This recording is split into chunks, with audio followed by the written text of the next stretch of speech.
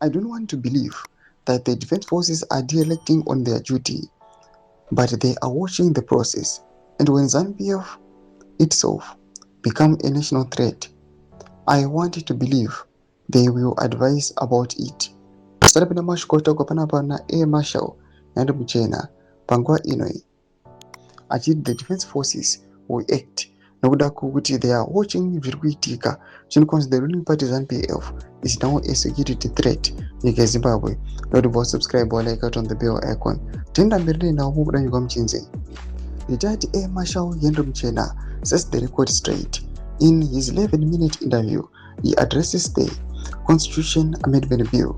He talks about the opportunists who have hijacked ZANU-PF. He says these laws are unelected and unelectable individuals who have purchased their way into ZANU-PF Central Committee and are now causing chaos. Individuals like Kubakwashe, the Temu president, purchased the whole ZANU-PF Central Committee with the cars to be co-opted, and they then hijacked CAP 3 and inserted other items that had nothing to do with the bill.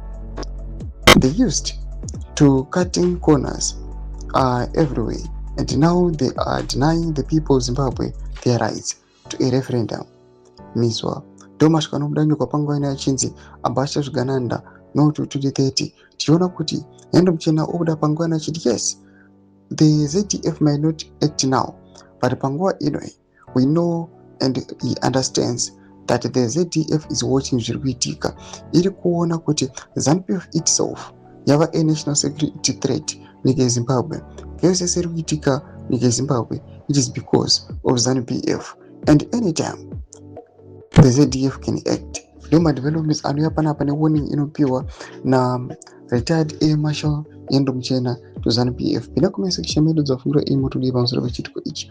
So subscribe or like, chat on the bell icon.